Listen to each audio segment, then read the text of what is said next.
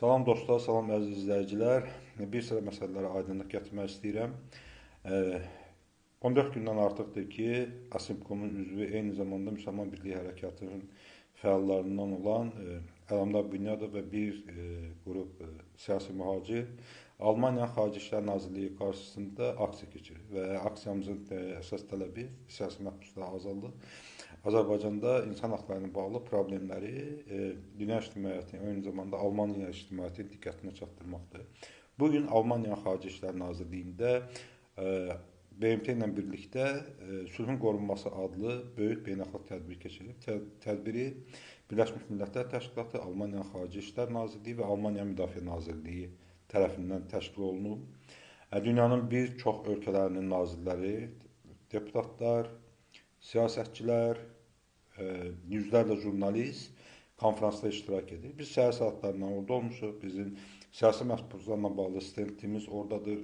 10 gündən artıqdır jurnalistlərə, bizlə maraqlanan adamlara Azərbaycanla bağlı baş verənlər haqqında məlumat vermişik, siyasi məhbuslar haqqında məlumat vermişik, həbsdə olan jurnalistlər haqqında məlumat vermişik.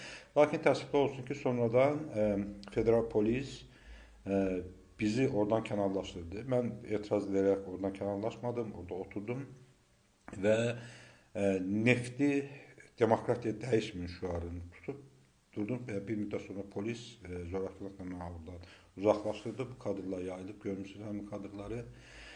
Baş verən hadisə şübhəsiz ki, Alman polis tərəfindən qanunsuzluqdur. Bununla bağlı Almaniya hökumətinə, deputatlara, siyasətçilərə, Almaniyanın Daxili İşlər Nazirliyində müraciət edəcəm. Eyni zamanda bu baş vermiş qanunsuzluq və zorakılıqla bağlı məhkəmədə məsələ qaldıracaq. Çünki aksiya icazəli olub, aksiyanın keçirilməsi üçün icazəmiz var. Aksiyanın ləğv edilməsi ilə bağlı təşkilatçılara heç bir məlumat verilməyib, heç bir məktub gəlməyib, heç bir zəng olunmayıb. Sadəcə olaraq polis, federal polis, özü də Berlin polisi, federal polis görünür ki, maraqlı adamların sifarişi ilə bizi oradan kənarlaşdırır. Buna Almaniya hökuməti aydınlıq gətirməlidir. Çünki baş verən hadisə insan haqlarının kobud şəkildə pozulmasıdır. Söz azadlığının kobud şəkildə pozulmasıdır. Demokratiyaya qarşı atılmış addımdır. Bu məsələni biz burada həll edəcəyik. Çünki bu baş vermiş anlaşılmamazlıqdır və biz əslində aksiyamız bu insidentlə daha çox diqqəti cəlb edək, daha çox xarici medianın diqqətində oldu və ən əsas məsələ ondan ibarətdir ki, bizim orada Azərbaycanla bağlı quraşdırdığımız stend yerində durur və gəlib insanlar orada tanış ola bilirlər, orada məlumat ala bilirlər. Əsas məsələ bundan ibarətdir. Əsas məsələ odur ki, Azərbaycan hakimiyyəti sevinib bu hadisədən, trolları sevinib bu hadisədən, Azərbaycanın hakimiyyətinin cibdaş mediası sevinib. Və bunlar belə bir təbliğata başlayıblar, güya mən Alman polis tərəfindən tutulmuşam, güya DTX təhvil vermişəm, güya Azərbaycana gətiriləm. Bütün bunlar hamısı yalandır. Və Azərbaycan hakimiyyətinin bu istəyidir, bu arzusudur. Arzusu heç vaxt gerçəkləşməyəcək. Yəni ki, Almaniya, Avropa Birliyindən heç bir siyasi mühacirin və yaxud jurnalistin zorla Azərbaycana verilməsi baş verməyəcək. Yəni ki, İlham Əliyev nə qədər istəsə də. Düzdür, İlham Əliyevin çox pulu var. Öldürə bilər, o necə ki, Bayram Məmmədovu öldürüb, necə ki, Vidadi İskəndərlini öldürüb, Vüqar Rizanı öldürüb, Məhəmməd Mirzəlini 2 dəfə öldürməyə cəhd edib, onu ağır bədən xəsarəti yetirib. Amma qanuni yoluna gətirə bilməz.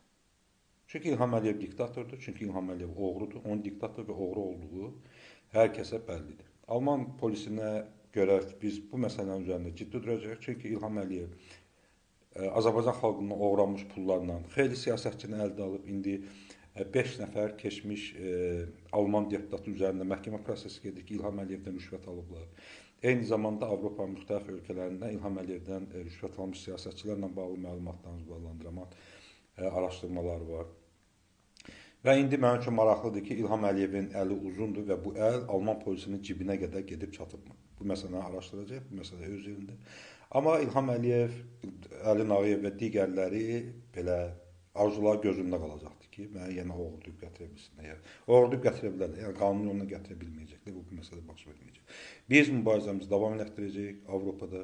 Biz nə qədər nəfəsimiz var, nə qədər səsimiz var, şəxsən öz adımdan deyirəm ki, İlham Əliyev rejiminə qarşı mübarizəni aparacağıq imkanlarımız daxilində mən tək deyiləm, burada bizim dostlarımız var, Asimkom təşkilatı var, ayrı-ayrı vətən fədailəri var və İlham Əliyev əmin olsun ki, onu Avropada boş buraxmayacaq. Mübarizəmizi davam etdirəcək. Avropada olan bütün siyasi mühacirlərə, Avropada olan vətəninə biganə olmayan hər bir kəsə də bu mübarizədə bizimlə çiyin-çiyinlə durmağa çağırır. Təşəkkür ederim.